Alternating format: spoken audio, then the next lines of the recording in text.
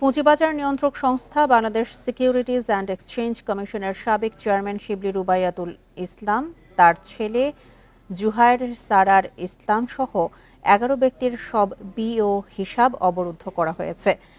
BSEC বুধবার এই সিদ্ধান্ত নিয়েছে। বিএসইসির নির্দেশনায় বলা হয়েছে, উল্লেখিত ব্যক্তিদের নামে শেয়ার বাজারে যত বিও হিসাব রয়েছে সেগুলো পরবর্তী নির্দেশ না দেওয়া পর্যন্ত অবরুদ্ধ থাকবে।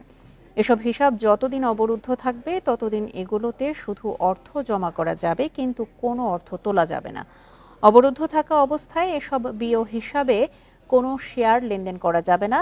শেয়ার ও বিও অ্যাকাউন্ট সংরক্ষণকারী প্রতিষ্ঠান সেন্ট্রাল ডিপোজিটরি বাংলাদেশ লিমিটেডকে এই সিদ্ধান্ত কার্যকরের নির্দেশ দেওয়া হয়েছে। এ বিষয়ে প্রয়োজনীয় ব্যবস্থা নিতে ডিএসইর পক্ষ থেকে সব ব্রোকারেজ হাউসকে নির্দেশনা দেওয়া হয়েছে।